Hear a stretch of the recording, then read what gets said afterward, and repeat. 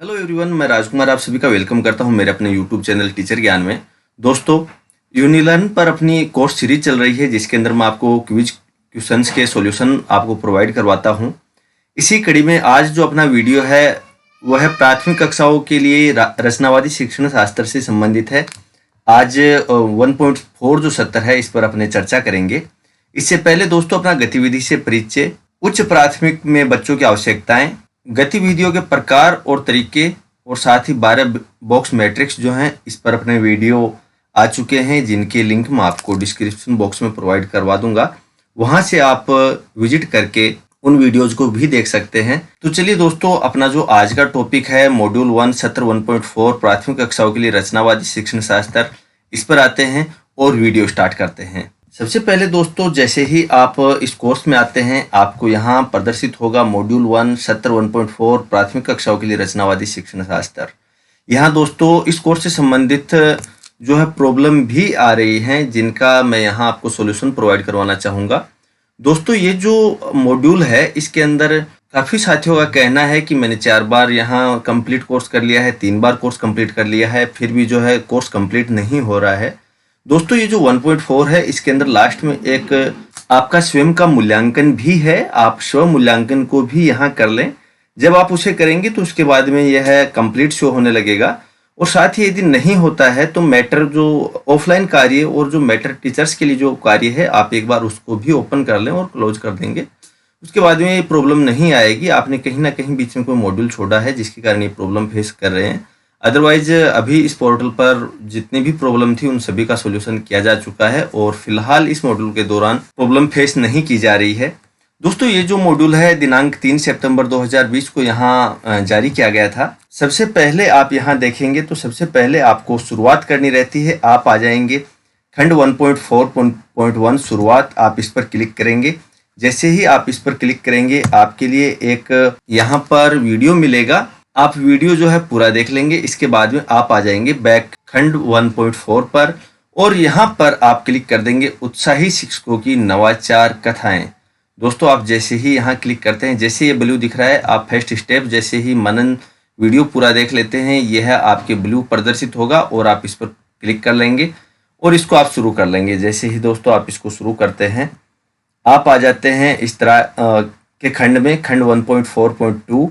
यहाँ आपको मिलता है उत्साही शिक्षकों की नवाचार कथाएं। दोस्तों, यहाँ पर कुल 3 शिक्षक दिए गए हैं। तीनों शिक्षकों का पढ़ाने का तरीका अलग अलग है, वो अलग अलग तरह से यहाँ कार्य करते हैं। आपको तीनों की नवाचार कथाएं यहाँ फर्स्ट में पढ़नी हैं क्योंकि इसके बाद में आपको देना है क्विज 1.4.2 का आंसर। तो इसके लिए जैसे ही आप इसको पढ़ते हैं तीनों का आप, तो मैं यहाँ इनके बारे में आपको थोड़ा थोड़ा बता देता हूँ। सबसे पहले शिवपाल जी जो है कक्षा 6 में बच्चों को अध्ययन करवाते हैं। वह बच्चों को वस्तुओं के नाम बताते हैं। इसके बाद में अपने जो घर के आसपास जो वस्तुएं दिखाई देती हैं उनके बारे में पूछते हैं। फिर उन्हें उन वस्तुओं के वर्गीकरण के बारे में बताते हैं कि कौन सी वस्तु लकड़ी की बनी है, कौन सी मेटल की बनी है, या कौन से में चमक पाई जाती है, कौन से में चमक नहीं पाई जाती है। इन सारी चीज़ों के बारे में बताते हैं। उसके बाद में जो पाठ 4 है वस्तुओं के समूह बनाना, वो निकलवाते हैं और क्रियाकलाप 1 और 2 जो है वह पूर्ण करवाते हैं। यहाँ पर सेकंड में आते हैं रश्मि जी, जो कक्षा 7 में बच्चों से क्वेश्चन पूछती हैं कि आपके घर के आसपास सबसे पुरानी इमारत कौन सी है, किसकी बनवाई हुई है, वह है कितने साल पुरानी है। ये सारी चीज़ें हैं वो डिस्कस करती हैं। इसके बाद में वह बताती हैं कि क्या यह इमारत ऐतिहासिक इमारत कहलाएगी या फिर यह इमारत ऐतिहासिक नहीं होगी। इसके बाद में वह पाठ 5 जो है शासक और इमारतें वह निकलवाते हैं और उसके बारे में चर्चा करते हैं। तीसरे नंबर पर आते हैं राम प्रसाद जी, जो कक्षा 8 में अध्ययन करवा रहे हैं और इसी के साथ में वह अभ्यास भी करवा रहे हैं। लेकिन 8-10 बच्चे ऐसे हैं जो उनकी कक्षा में बिल्कुल भी शामिल नहीं हो पा रहे हैं। गाँव में घूमते समय राम प्रसाद जी ने उनको देखा कि उनमें से 2 बच्चे स्कूल के बाद में अपने पिताजी के साथ दुकान में काम करते हैं, कुछ बच्चे खेती का काम करते हैं और कुछ बच्चे जो हैं सिलाई सीखते हैं। सभी बच्चे घर के काम में अलग अलग तरह से मदद करते हैं। चलिए दोस्तों, अपने इन तीनों अपने यहाँ पर इन तीनों शिक्षक की जो पढ़ाने की जो नीति थी उसके आधार पर अपन ने यहाँ चर्चा की है इनकी कथा के बारे में। अब अपने इनसे जुड़ी जो क्विज है उसको देख लेते हैं। तो इसके लिए आप दोस्तों करेंगे 1.4.2 क्विज पर क्लिक। जैसे ही आप यहाँ पर क्लिक करते हैं इस तरह का आपके सामने इंटरफेस ओपन हो जाएगा। यहाँ पर आपको नोट करना रहता है, तो आप किस प्रकार से यहाँ पर अपना जवाब देंगे। राम प्रसाद जी, रश्मि जी और शिवपाल जी से आप क्या सीख सकते हैं। दोस्तों, यहाँ पर किसी भी लेसन को शुरू करने से पहले उसके लिए स्टूडेंट्स को तैयार कैसे करना चाहिए, वो सारी चीज़ें अपने इन शिक्षक से सीख सकते हैं कि किस प्रकार से जो आसपास की वस्तुएं हैं उनको जोड़कर आप अपने पाठ के अंदर पूर्व ज्ञान का जो है सहारा लेकर उसे शुरू कर सकते हैं, और किस प्रकार से बच्चों के लर्निंग लेवल को आप हाई कर सकते हैं, उसको बढ़ा सकते हैं। सेकंड, यहाँ दोस्तों क्वेश्चन रहता है। इस क्विज में कुल 2 ही जो है क्वेश्चन रहते हैं। तो सेकंड जो क्वेश्चन रहता है वह रहता है, क्या आपका भी इन शिक्षकों से जुड़ा हुआ कोई तजुर्बा है? यदि है तो आप संक्षिप्त में लिखें। दोस्तों, हाँ, मेरे अनुसार ऐसा तजुर्बा है। किसी भी लेसन को शुरू करने से पहले लेसन को स्टूडेंट के पूर्व अभ्यास से या अनुभव से जोड़ना होता है। दोस्तों, इसके आधार पर आप जो आपका अनुभव है लोकल एरियाज के आधार पर आप अलग अलग ले सकते हैं। दोस्तों, जैसे आप यहाँ गांव में रह रहे हैं तो आप ग्राम पंचायत के लिए जो पंचायती राज व्यवस्था है वो पढ़ाने के लिए आप ग्राम पंचायत के विभिन्न स्तरों का सहारा ले सकते हैं। जैसे आपके ग्राम पंचायत में सरपंच कौन है, आपके वार्ड का पंच कौन है, आपके पंचायत में कितने वार्ड हैं, आप कौन से वार्ड में रहते हैं, इन सारी चीज़ों के बारे में आप बच्चों के साथ में डिस्कस करेंगे। उसके बाद में आप उन्हें पूछने का प्रयास करेंगे कि इनको बजट कहीं बाहर से मिलता है, यानी इनको कार्य करने के लिए पैसा बाहर से मिलता है, या फिर आपके गांव के स्तर पर इनको उपलब्ध करवाया जाता है। तो इन सारी चीज़ों के आप जो क्वेश्चन पुटअप करके बच्चों को इस लेवल तक ला सकते हैं कि आप अपना जो अध्ययन करवाना चाहते हैं उस तक वो स्टूडेंट पहुंच जाएं और इजीली आप अपने टॉपिक को कवर कर सकें। दोस्तों, नेक्स्ट यदि अपने बात करें तो जैसे ही आपकी क्विज पूरी हो जाती है आप आ जाएंगे बैक 1.4.3 पर आ जाएंगे। जैसे ही आप आते हैं यहाँ पर आप देखेंगे सिद्धांत की बातें। दोस्तों, सिद्धांत की बातें, इसके अंदर भी आपको 3 पॉइंट दिए गए हैं। 1.4.3.1 सीखने में बच्चों की भूमिका, दूसरा रहता है सीखने में संदर्भ की भूमिका, तीसरा रहता है अभी तक आपने क्या क्या सीखा है उसके बारे में। फर्स्ट, आप यहाँ सीखने में बच्चों की भूमिका इस ऑप्शन पर क्लिक कर देंगे। जैसे ही क्लिक करते हैं दोस्तों, नया विंडो आपके सामने ओपन होगा जो कुछ इस तरह का होगा। यहाँ पर आप देख सकते हैं अगर कोई बच्चा कुछ भी सीखता है तो सीखने की प्रक्रिया में उसकी भूमिका क्या होती है। क्या सिर्फ ज्ञान लेने की भूमिका निभाता है या फिर ज्ञान को अपने साथियों और शिक्षकों के साथ में निर्माण भी करता है। ऐसे में शिक्षण प्रक्रिया किस प्रकार की होनी चाहिए, इसके आधार पर आगे कुल 2 क्वेश्चन दिए गए हैं जिनके आपको आंसर यहाँ प्रोवाइड करवाने हैं। तो इसके लिए आप यहाँ पर क्लिक कर देंगे दोस्तों, क्विज को अभी आजमाए या फिर अटेम्प्ट क्विज। जैसे ही आप क्लिक करेंगे आप आ जाएंगे इस तरह के स्क्रीन पर, जहां पर आपको दोस्तों मिलेगा कुल 2 क्वेश्चन मिलेंगे। यहाँ आप देख सकते हैं दोस्तों, आज सुबह ही मैंने इस कोर्स को पूरा किया है। इसके बाद में मैं यहाँ इसका वीडियो नहीं बना पाया था क्योंकि मुझे वक्त लग गया। पर्सन फर्स्ट जो है यहाँ रहेगा। नीचे बच्चों की सक्रियता के बारे में 3 कथन दिए जा रहे हैं। इनमें से एक कथन गलत है, उसे पहचानिए। दोस्तों, यहाँ पर 3 कथन दिए गए हैं। इनमें से 2 कथन तो सही हैं, बट एक कथन ऐसा है जो गलत है। तो यहाँ पर आपको उसी कथन को जो है चिन्हित करना है जो गलत है। तो इसके लिए दोस्तों यहाँ पर जो आपको तीसरा ऑप्शन प्रदर्शित हो रहा है, आपके जो स्क्रीन है उसके ऊपर हो सकता है ये ऑप्शन अलग अलग हों, इसलिए आप इस ऑप्शन को याद रखेंगे। जो बातें बच्चों को समझ में नहीं आती हैं उन पर अत्यधिक जोर देने से वे कठिन अवधारणाओं को भी समझने लगते हैं। ये जो ऑप्शन है ये यहाँ गलत है, बाकी दोनों सही हैं। दोस्तों, इसके बाद में आप आते हैं नेक्स्ट क्वेश्चन पर। तो नेक्स्ट क्वेश्चन रहेगा कुछ इस प्रकार का। यहाँ पर भी 3 वाक्य आपको दिए गए हैं जिनमें बच्चों की सक्रियता के बारे में बताया गया है, और इनमें से भी एक कथन ऐसा है जो गलत है और वही आपको चिन्हित करना है। तो ये आप इन तीनों को एक बार पढ़ेंगे, और ये जो सेकंड आपको प्रदर्शित हो रहा है, चूंकि बार बार दोहराने से हमें याद हो जाता है, इसलिए स्मरण शक्ति के उपयोग पर बल देना चाहिए और ऐसे अभ्यास बच्चों के साथ बार बार कराने चाहिए। ये जो कथन है यहाँ पर ये गलत है, क्योंकि दोस्तों बच्चे अधिक से अधिक सक्रिय होने चाहिए और वह स्वयं करके सीखने चाहिए। इसी के आधार पर ये जो सेकंड ऑप्शन है यहाँ पर ये रॉन्ग है, तो ये इसका सही जवाब रहेगा। आपको गलत को ही यहाँ चूज करना था। इसके बाद में आप अटेम्प्ट ऑल कर देंगे क्विज को और आप आ जाएंगे वापस बैक करके सत्र 1.4 पे।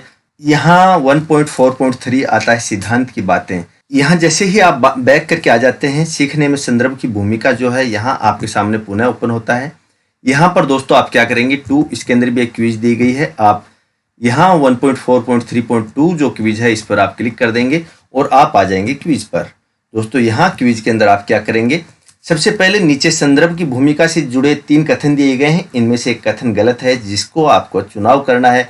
यहाँ फर्स्ट जो कथन है, बच्चे अलग अलग समुदाय के होते हैं और कक्षा में एक दूसरे से अपने समुदाय की बातें करते रहते हैं जिनसे उनके सीखने पर नकारात्मक प्रभाव पड़ता है। ये जो आंसर है यह गलत है।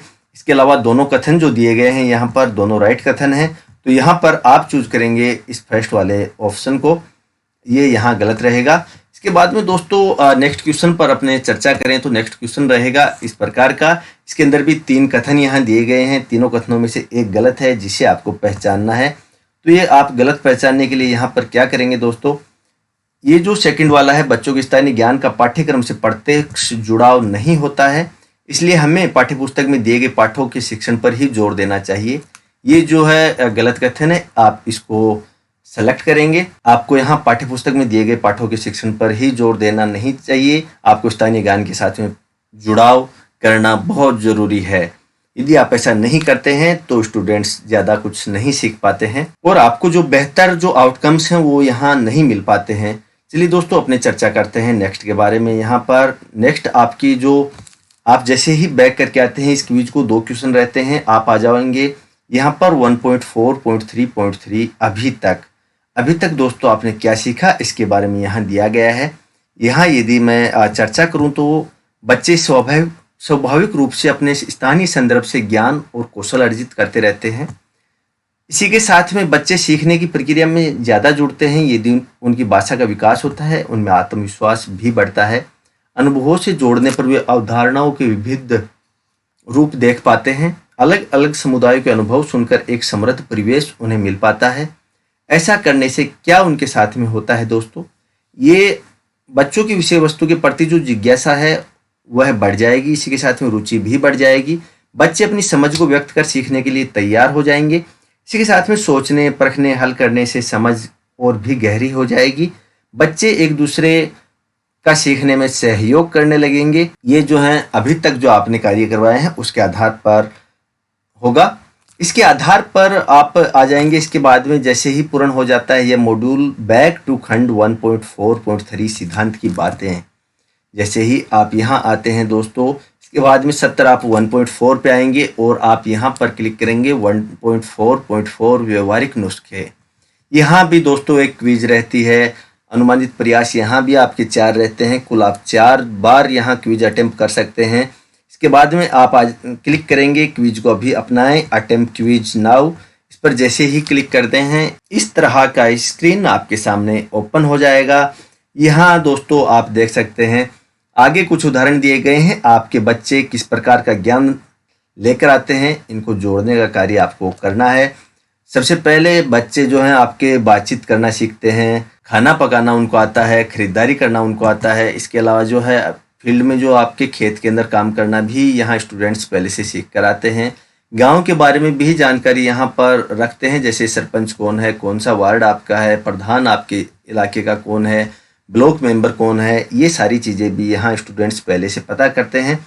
इसके साथ में जो है फल और सब्जियाँ आदि की पहचान वगैरह करना, कौन सी फसल है ये है, फसलों की पहचान करना आदि सभी जानकारियाँ स्टूडेंट्स पहले से रखते हैं दोस्तों। इसके बाद में चलते हैं नेक्स्ट क्वेश्चन की तरफ। तो नेक्स्ट क्वेश्चन यहाँ आपका रहता है, खंड के शुरू में आपने 3 उत्साही शिक्षकों के बारे में, संदर्भ के बारे में आपने यहाँ पढ़ा था, उनके बारे में यहाँ चर्चा करनी है दोस्तों। शिवपाल जी की कक्षा जो है उसकी अपने यहाँ चर्चा कर रहे हैं। कक्षा 6 में गणित की कक्षा में शिवपाल जी ने बच्चों से अपने परिवार के लिए 1 हफ्ते का दूध का खर्च निकालने को कहा। पहले अनुमान पर बातचीत की गई उनके द्वारा, फिर कुछ मानक उनके द्वारा तय किए गए और फिर बच्चों ने निकाला कि अपने अपने परिवार के लिए दूध के खर्चे का हिसाब क्या होता है। तो दोस्तों इसके आधार पर क्वेश्चन यहाँ दिया गया है, शिवपाल जी ने बच्चों से क्या अनुमान लगाने को कहा होगा। दोस्तों यहाँ मेरी नज़र के अनुसार शिवपाल जी ने जो है सबसे पहले जोड़ करने और इसी के साथ में भिन्न के बारे में भी चर्चा की होगी। जोड़ करना, गुणा करना, इनके बारे में जब उन्होंने चर्चा की, लास्ट में उन्होंने भिन्न के बारे में भी यहाँ चर्चा की है। क्योंकि दोस्तों यहाँ कोई दिन ऐसा होता है जैसे आपकी सुबह दूध 1 लीटर आता है, यदि शाम को आपके 1.5 आपका यहाँ दूध आता है, तो यहाँ पर दोस्तों इन सभी के बारे में चर्चा की है। तो यहाँ ये एक 1.5 जो है एक भिन्न हो जाती है। तो इन सारी चीज़ों के बारे में जो चर्चा है यहाँ कक्षा के दौरान दूध का हिसाब बताने के लिए शिवपाल जी ने किया है। इसके बाद में दोस्तों अपने आते हैं रश्मि जी के कक्षा में। रश्मि जी की जो कक्षा है उसके अंदर कक्षा 7 में शासक और इमारतें पाठ पर कुछ सवाल पूछे, जिससे बच्चे कारण के आधार पर विश्लेषण करके खोज पाए कि कुछ ही इमारतें स्मारक क्यों कहलाती हैं। दोस्तों यहाँ पर नीचे दिए गए सवाल के विकल्पों में से कौन से सवाल बच्चों के संदर्भ से जुड़ते हैं, ऐसे सभी सवाल आपको चुनने हैं। आप एक से अधिक ऑप्शन पर भी यहाँ टिक मार्क कर सकते हैं। दोस्तों यहाँ मैंने जो क्लिक किए हैं फर्स्ट दोनों किए हैं, क्योंकि मुझे ये दोनों ही यहाँ बेस्ट लगे थे। आपको यदि कोई और लगे तो आप उनको भी यहाँ सेलेक्ट कर सकते हैं। दोस्तों इसके बाद में बढ़ते हैं अपने नेक्स्ट क्वेश्चन की ओर। तो यहाँ पर राम प्रसाद जी की कक्षा आ जाती है और कक्षा 8 में राम प्रसाद जी ने बच्चों से कुछ सवालों पर चर्चा की है। किस मौसम में गेहूं की बुआई की जाती है, किसी और मौसम में क्यों नहीं की जाती है, गेहूं की बुआई के लिए मिट्टी कैसे तैयार की जाती है, कैसे पता चलता है कि खेत के अंदर कितने बीज उगेंगे, इन सभी पर यहाँ जो है चर्चा की गई। राम प्रसाद जी के बाद में राम प्रसाद जी द्वारा पूछे गए सवालों पर बच्चों ने किस तरह के जवाब दिए गए यहाँ आपको बताना है। तो दोस्तों मेरी नज़र के अनुसार लंबे वाक्यों के रूप में विविध प्रकार से यहाँ स्टूडेंट्स ने उत्तर दिए होंगे कि मिट्टी इस प्रकार से तैयार की जाती है, इतने बीज उगेंगे, जितने डाले हैं वो सारे उगेंगे, इतने % जो हैं बीज नहीं उग पाएंगे। इन सारी चीज़ों के बारे में बच्चों ने विस्तार से उत्तर दिए होंगे और वो विविध प्रकार के उत्तर होंगे। इसके बाद में दोस्तों नेक्स्ट क्वेश्चन पर यदि अपने चर्चा करें तो हमने देखा कि शिक्षण में बच्चों के संदर्भ को कैसे शामिल करते हैं, शिक्षक उनके संदर्भ से जुड़ी हुई बातों को सीखने के लक्ष्य की ओर कैसे लेकर जाते हैं, उन्हें किस तरह के कदम उठाने चाहिए। इसे स्पष्ट करने के लिए नीचे दी गई तालिका में चरण दिए गए हैं, इन्हें आपको सही क्रम में जोड़ना है। कुल 4 यहाँ चरण दिए गए हैं दोस्तों। यहाँ मैं फर्स्ट में मानूंगा सेकंड चरण को, इसके बाद में फर्स्ट चरण को, इसके बाद में थर्ड चरण को और लास्ट में लर्निंग आउटकम्स जो है फोर्थ चरण, उसको मैं यहाँ मानूंगा। आप अपने नज़रिए के अनुसार यहाँ पर किसी भी चरण को आगे पीछे मान सकते हैं। इसके बाद में आप आ जाएंगे बैक और आप जैसे ही बैक करेंगे इस प्रकार का स्क्रीन आपके सामने ओपन होगा। यहाँ पर अब आते हैं आप 1.4.5 क्विज अब समेटे पर। अब आपको जो भी आपने अब तक सीखा है उसके आधार पर यह है आपके लिए क्विज रहती है। आप क्लिक कर देंगे क्विज को, अभी आप आजमाएं, अटेम्प्ट क्विज नाउ। जैसे ही आप क्लिक करेंगे दोस्तों इस प्रकार का स्क्रीन आपके सामने प्रदर्शित होगा। जैसे ही दोस्तों यहाँ पर आप आएंगे, यहाँ पहला क्वेश्चन आपके लिए दिया गया है। बच्चों की सीखने की प्रक्रिया के बारे में 5 वाक्य दिए गए हैं, लेकिन इनमें से 2 वाक्य ऐसे हैं जो सही नहीं हैं और आपको वही 2 वाक्य चूज करने हैं जो गलत हैं या फिर सही नहीं हैं। तो दोस्तों यहाँ पर जो मेरे क्रम के अनुसार जो 2 और 5 जो ऑप्शन है वह यहाँ गलत है। सीखने की प्रक्रिया में बच्चों की सबसे बड़ी भूमिका होती है। शिक्षक को धैर्य पूर्वक सुनते रहना चाहिए, ऐसा करने से उसकी सुनी हुई बातें सहज ही याद हो जाती हैं। दोस्तों शिक्षक को यहाँ पर सुनते नहीं रहना चाहिए, शिक्षक को उनको गाइडलाइंस प्रोवाइड करवानी चाहिए कि किस प्रकार से आपको अध्ययन करना है, यहाँ आपको कौन सी चीज़ें ध्यान में रखनी है, समूह के दौरान उनको बताना है। सेकंड जो रहता है वह है बच्चे बोर्ड से नकल उतार कर उसे बार बार याद करके ही सीखते हैं। ये कथन यहाँ गलत है। बच्चे अभ्यास के द्वारा सीखते हैं, बच्चे यहाँ देखकर अधिक सीखते हैं, बच्चे खेल खेल में अधिक सीखते हैं। आपको इन चीज़ों पर ध्यान देना है, नकल पर आप यहाँ ध्यान नहीं देंगे। तो ये कथन भी यहाँ गलत है। चलते हैं अपने नेक्स्ट क्वेश्चन पर। तो यहाँ आता है दोस्तों, आप जैसे ही बैक करके आ जाएंगे इस क्विज को, इसके बाद में आप लास्ट में आपको ऑप्शन दिया गया है स्व आकलन। जैसे ही आप स्व आकलन पर क्लिक करेंगे दोस्तों आपको एक क्विज मिलेगा और यह है, मैं आपको यहाँ बता दूं कि काफ़ी साथियों के साथ में समस्या आ रही है कि मेरा यहाँ कोर्स कंप्लीट नहीं बता रहा है।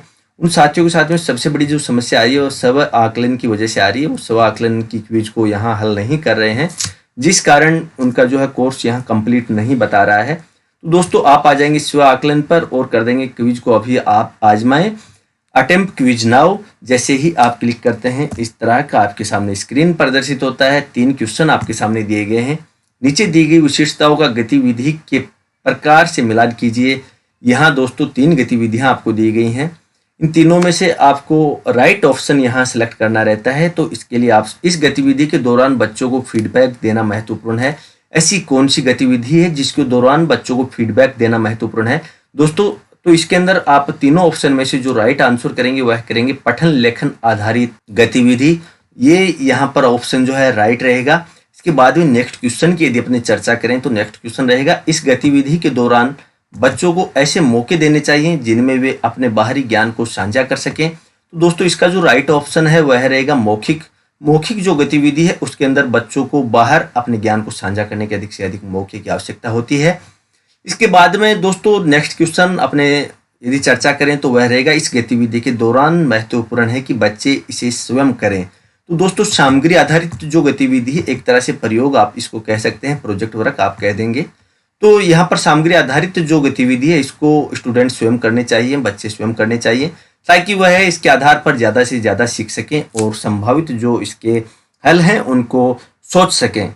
इसके बाद में दोस्तों अपने चलते हैं नेक्स्ट क्वेश्चन पर। तो नेक्स्ट क्वेश्चन पर अपने जैसे ही आते हैं, नीचे दी गई सावधानियों को कार्य के स्वरूप से आपको मिलान करना है। फर्स्ट यहाँ रहता है, बच्चे सिर्फ साथ बैठे नहीं हो बल्कि मिलकर सोच रहे हो। ये जो पुराने आपके सत्र हैं उनसे आधारित क्वेश्चन है। तो यहाँ पर इसका जो राइट आंसर रहता है एकल, पूरी कक्षा और समूह है। इसमें से यहाँ रहता है ऑप्शन राइट समूह है। आप जो समूह ऑप्शन है उसको यहाँ राइट करेंगे दोस्तों। इसके बाद में नेक्स्ट जो क्वेश्चन रहता है वह रहता है, हो सकता है बच्चे यह काम अकेले करने में डरते हों, इसलिए उन्हें समर्थन देने की आवश्यकता होगी।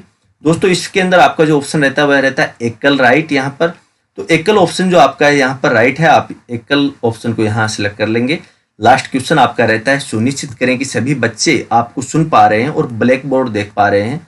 तो इसके लिए दोस्तों आप यह जो है पूरी कक्षा के लिए होता है, तो आप यहाँ सेलेक्ट करेंगे पूरी कक्षा, यही ऑप्शन यहाँ राइट है। इसके बाद में दोस्तों अपने नेक्स्ट क्वेश्चन पर यदि चर्चा करें तो नेक्स्ट क्वेश्चन आपका रहता है, सीखना स्थायी बनाने के लिए क्या करना उचित नहीं रहेगा, एक विकल्प चुने। एक ऐसा आंसर है जो यहाँ पर गलत है, इसलिए आप उसको चुनेंगे। तो इन चारों में से जो पठन सामग्री को दोहरा कर याद करना, ये जो है यहाँ पर उचित नहीं है, तो आप इसको सेलेक्ट करेंगे। इसके बाद में अपने बढ़ते हैं नेक्स्ट क्वेश्चन पर। तो नेक्स्ट क्वेश्चन रहेगा दोस्तों यहाँ पर 5 में से यदि अपने बात करें तो फोर्थ क्वेश्चन यह है, सीखने में बच्चों की सक्रियता और संदर्भ की भूमिका महत्वपूर्ण किस लिए है। इस पर कुछ कथन दिए जा रहे हैं, इनमें से एक कथन गलत है जो आपको यहाँ चूज करना है।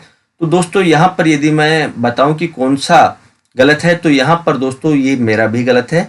यहाँ पर उनका सीखने का स्तर कम होता है, इसलिए संदर्भ से जोड़े बिना उन्हें नहीं पढ़ा सकते। ये जो ऑप्शन है यह गलत है, आप इसको यहाँ चूज करेंगे। 3 नंबर जो आपको प्रदर्शित हो रहा है दोस्तों, जैसे ही आप इसको चूज कर लेंगे नेक्स्ट क्वेश्चन पर आप बढ़ते हैं। तो यह इस सत्र का लास्ट क्वेश्चन है।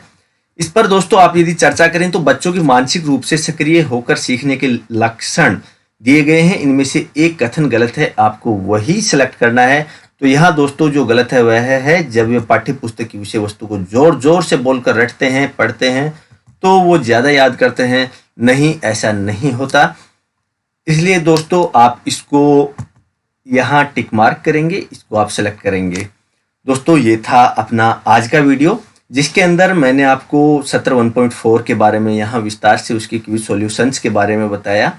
दोस्तों अपना जो नेक्स्ट वीडियो है वह है नेक्स्ट क्विज के बारे में रहेगा, जो सत्र 1.5 है, जो नया लॉन्च हुआ है 3 सितंबर 2020 को आया है। तो उसके बारे में अपनी चर्चा करेंगे।